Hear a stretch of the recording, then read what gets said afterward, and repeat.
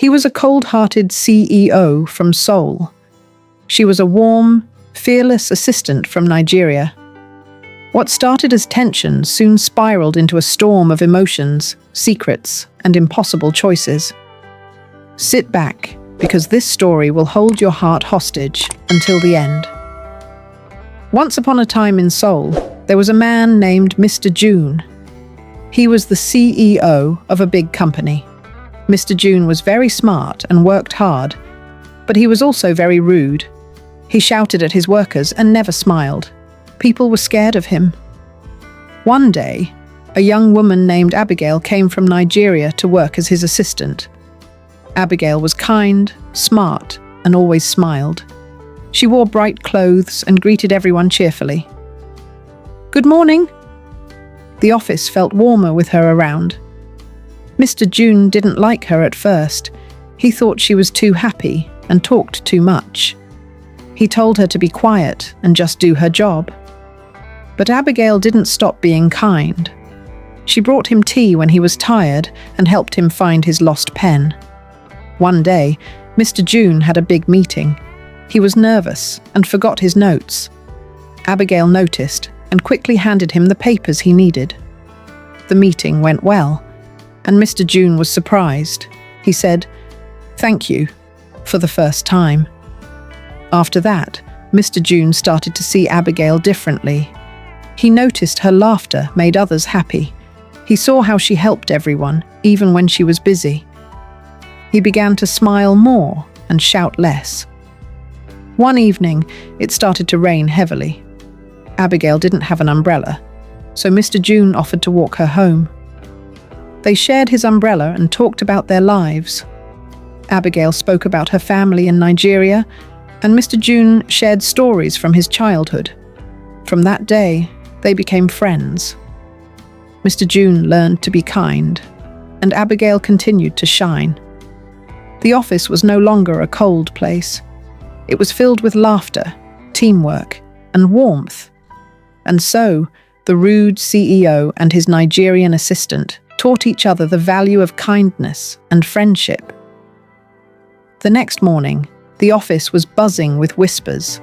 Everyone had noticed something had changed. Mr. June didn't slam his door like usual. He even nodded at the security guard and said, "Good morning." People stared in shock.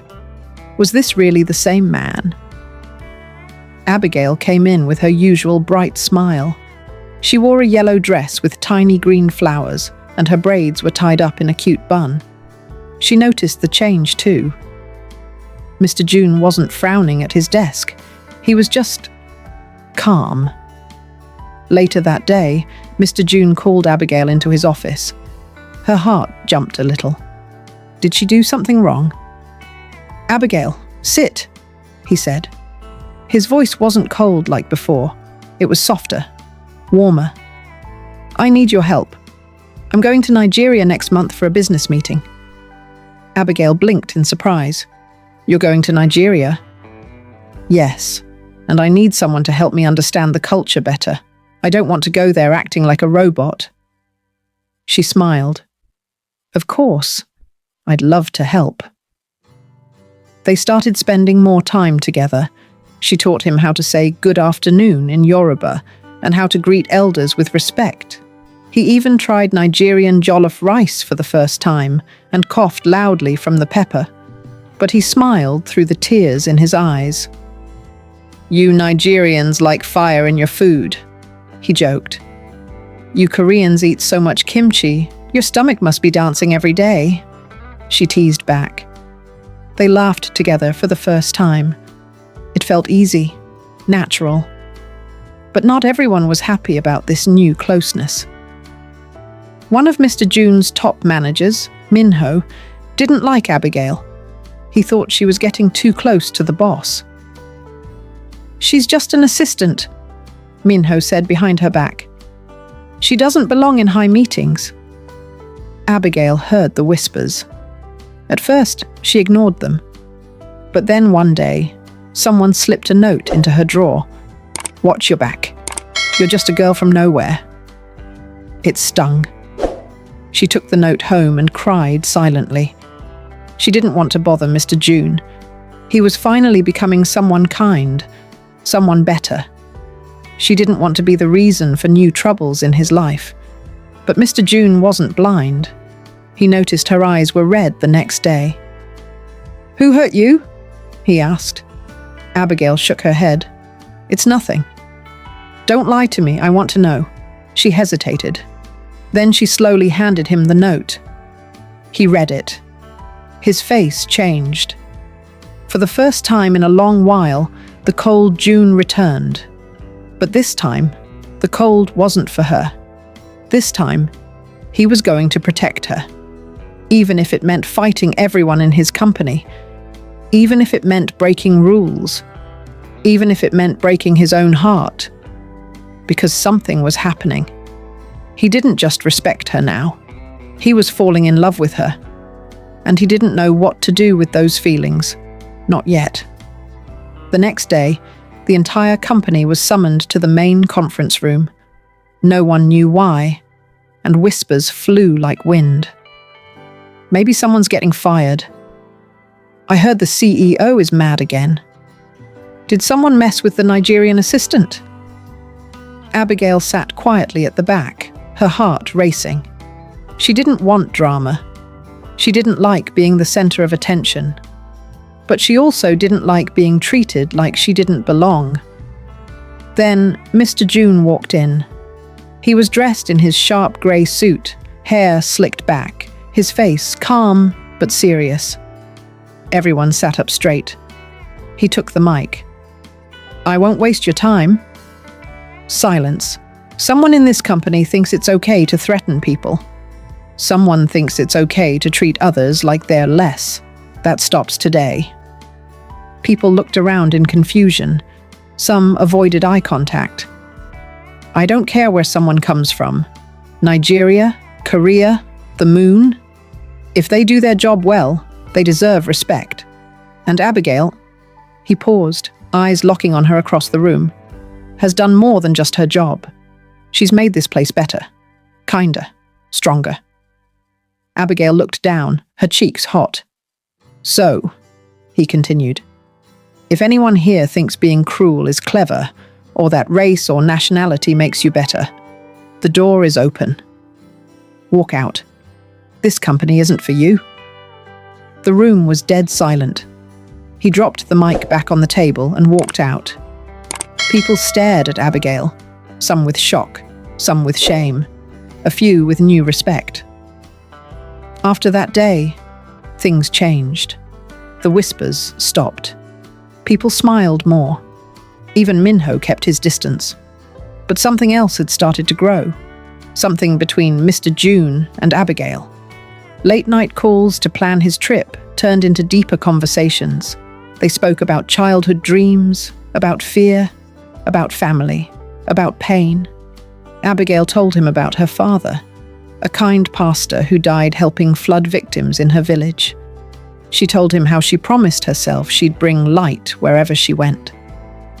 Mr. June told her about his mother, who used to sing lullabies in the kitchen while stirring soup, about how he shut down after she passed, how he built walls around his heart so no one could hurt him again.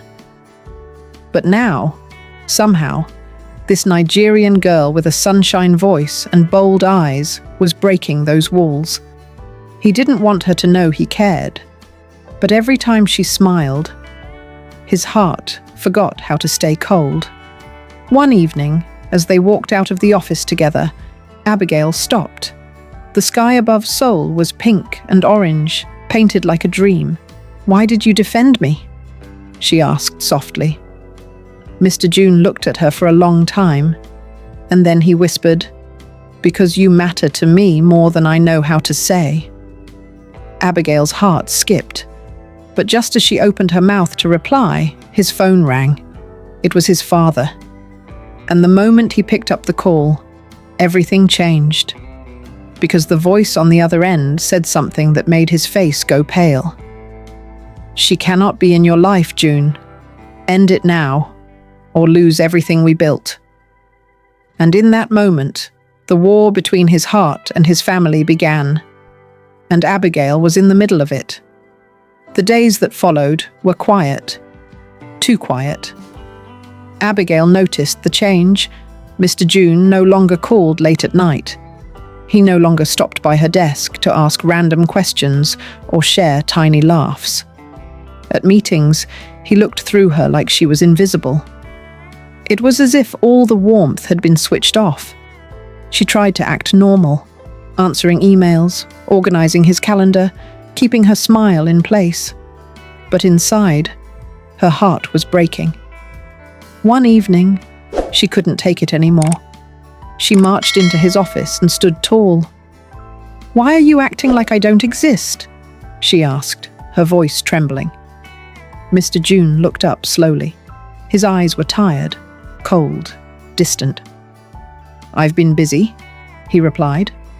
"Number, you've been hiding," she said firmly. "Tell me the truth." He sighed deeply, then stood up, walked to the window. The city lights glowed in the dark like stars fallen to earth. "My father called," he said at last. "He gave me a choice. Let you go or lose the company." Abigail's lips parted in shock. "What?" "He doesn't want me with someone like you. He says it's bad for our name, for our legacy. He says I'll destroy everything he built." Tears gathered in Abigail's eyes. "So you chose the company?" He turned around, and for the first time, his face was full of pain. "Number, I chose you, but I needed time to find a way." She blinked. "What do you mean?" "I've been working on a plan. I've started a new company, one that I'll own completely. No father, no rules, no chains. It's small now, but it's growing. I didn't want to drag you into the storm until I was sure." Abigail's breath caught. "I want to build a future," he continued, "with people who care, not just about money or power, but about kindness, about family, about you." She walked slowly toward him. "So, what now?" He smiled, the soft smile she'd missed for weeks. "Now I ask you this." He reached into his pocket and pulled out a small, shining ring. "Will you build that future with me, Abigail?" Tears fell freely now, but her smile was even brighter. "Yes," she whispered. They embraced, two hearts from different worlds, finding home in each other. And from that day on, they didn't just change the company, they changed lives. Together, they built an empire of hope, laughter, and love. Because love, when true, doesn't care where you're from. It only cares who you are and who you choose to be, together. If you found this story interesting, please like, share, comment, and subscribe for more.